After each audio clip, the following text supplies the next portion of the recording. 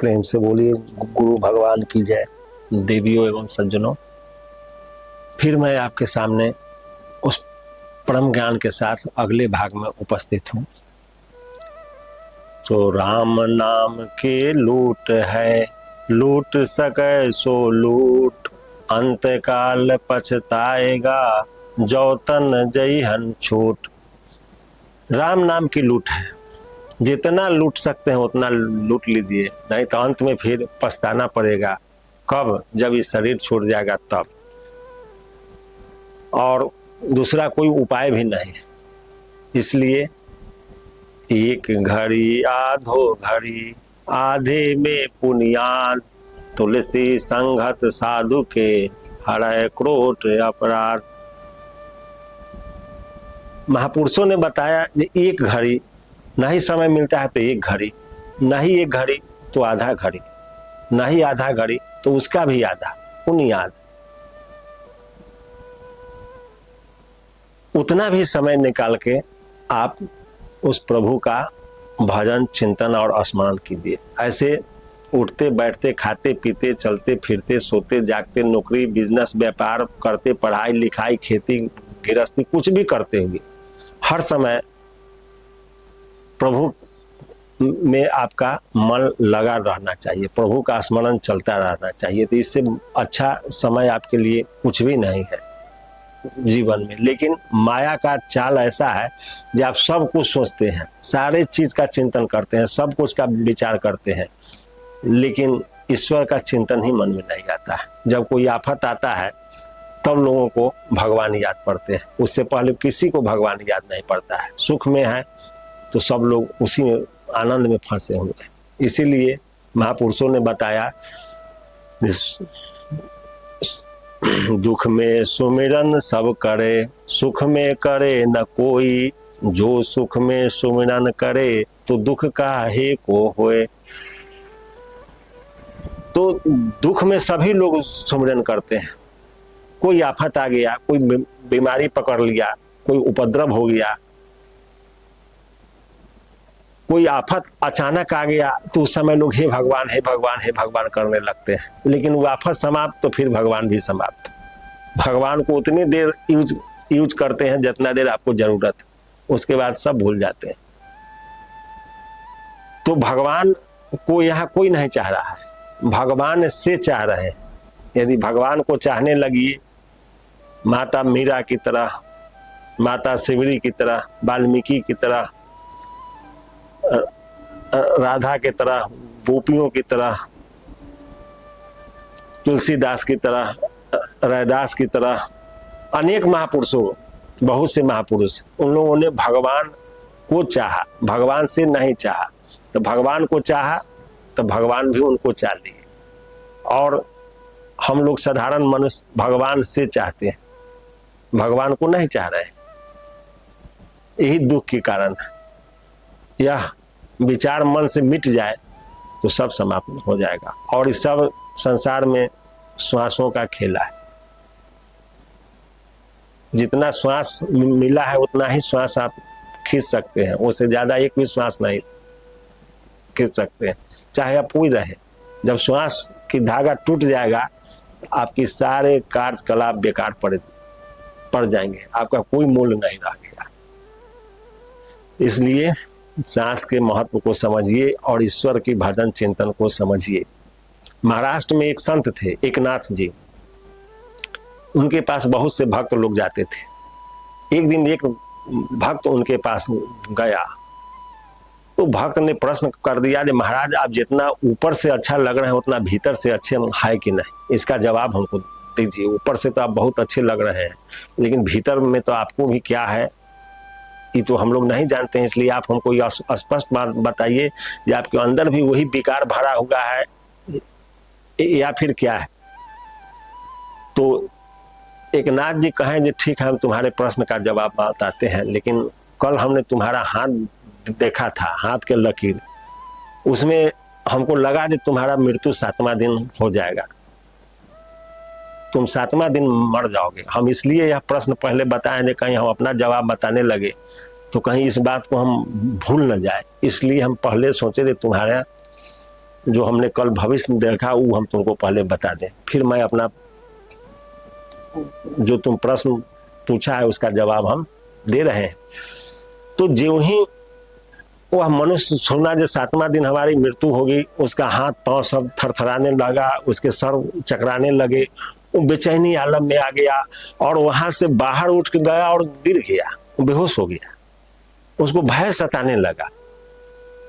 तो भय सताने लगा, बहुत से लोग जुट गए जे इसको क्या, इसको हुआ क्या, इसको कोई बीमारी हुआ, क्या हुआ। वो तो कुछ बोल ही नहीं रहा था, उसका कंठ रुग्ण हो गया, आवाजें बंद हो गई, एक भय के घोर साया में फंस गया। फिर सभी लोग उसके घर पर जाकर छोड़ आए।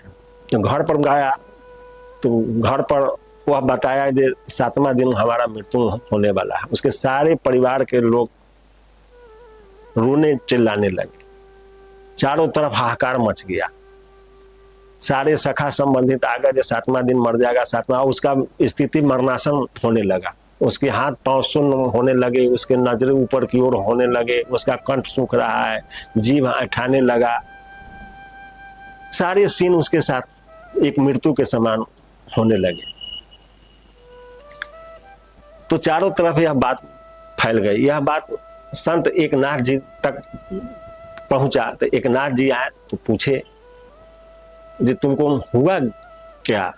तो कहा जब हुआ क्या महाराज, आप सब देख रहे हैं और हमसे पूछ रहे हैं जब हुआ क्या। तो एकनाथ जी कहे जब से तुमने मौत का खबर सुना तब से तुम्हारे मन में कोई विकार उत्पन्न हुआ, तुम्हारे अंदर सांसारिक कोई वासनाएं है, कोई सांसारिक विचार चल रहा है?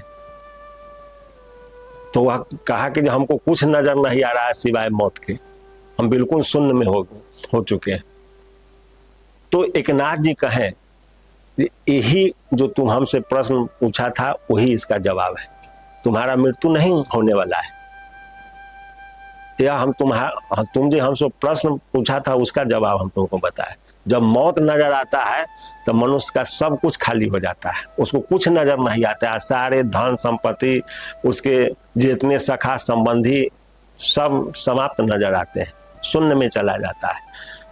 तो तुमको 7 दिन बाद मौत की बात सुनकर तुमको इतना भय आ गया, तो हम तो हमेशा मौत की साया में ही रहते हैं, हम तो हमेशा हर क्षण मारे ही हुए रहते हैं। तो मेरे अंदर सांसारिक विकार कहाँ से टिक पाएंगे? तो वह जो मनुष्य था वो समझ गया और उनका चरण पकड़ लिया। कहा जी आपने हमको अमूल्य ज्ञान दे दिया जो कि हमारे जीवन को नई दिशा और दशा प्रदान करेगा। तो संतों की भाषा समझना पड़ता है।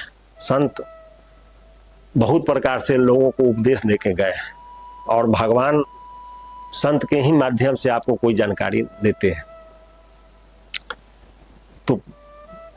तो यह संसार विचित्र है, इसका कोई चित्र आपको कहीं नजर नहीं आएगा और इसमें सब प्रकार से है, सबके मति अलग अलग है। सारे लोग संसार में उलझे हुए हैं, दिन रात भागा दौड़ी इधर उधर, एक क्षण समय नहीं मिल रहा है जो वो कभी ईश्वर का चिंतन करे। और ईश्वर का चिंतन का विधान भी है तो इतना न जटिल बताया हुआ है कि लोग चाह के भी उधर समय नहीं देना चाहते हैं, उतना समय नहीं है। स्नान करना है, ये करना है, माला टालना है, पुस्तक पढ़ना है, उसके बाद बहुत सा प्रक्रिया है। लेकिन कोई भी प्रक्रिया आप कर रहे हैं ईश्वर प्राप्ति के लिए, जब तक आपका मन आपके साथ नहीं दे रहा है तो सारी प्रक्रियाएं बेकार है।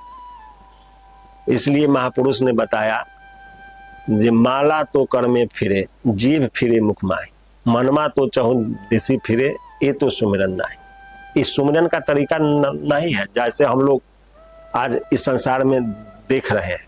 सुमिरन मन से ही होता है और सुमिरन का सबसे सटीक और सरल तरीका जिससे आपको ईश्वर मिल जाएंगे, इसकी फुल गारंटी है पूरा, इसमें कहीं कोई संशय नहीं है। सुमिरन मन में लाइए जैसे कामी काम, एक पलक बिसरे नहीं निस्दिन आठों याम।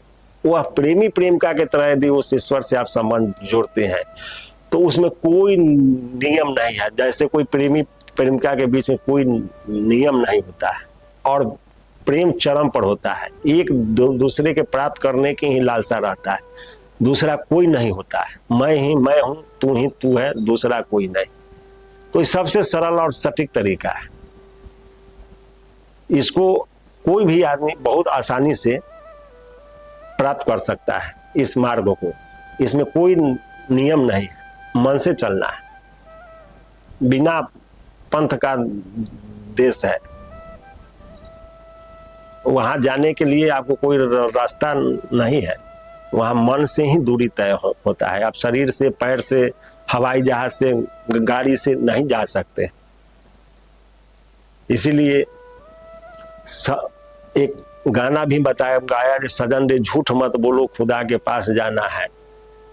न हाथी है न घोड़ा है, वहां पैदल ही जाना है। बचपन खेल में खोया, जवानी नींद भर सोया, बुढ़ापा देख कर रोया, यही किस्सा पुराना है। सजन रे झूठ मत बोलो, खुदा के पास जाना है। तो भगवान, उस प्रभु के पास यदि जाना है तो आपको वही प्रेम साधना पड़ेगा। गोपियों की तरह उन लोग के पास कोई ज्ञान नहीं था, कोई शास्त्र नहीं था, कोई माला नहीं था। गोपी लोग कोई पढ़े लिखे नहीं थे, सब अंगूठा छाप थे, लेकिन सबका वह प्रेम प्रेमी की तरह था। और वो हमेशा सुमिरन को मन में ही धारण करके रखता था, जिसके कारण भगवान श्री कृष्ण उसके दासी हो गए थे, उसके दास बन गए थे, उसके प्रेम के कारण। और पूरे ब्रह्मांड को नाचाने वाले गोपियों के प्रेम के पीछे नाचते थे। यही भक्ति का मूल उद्देश्य है, जो कि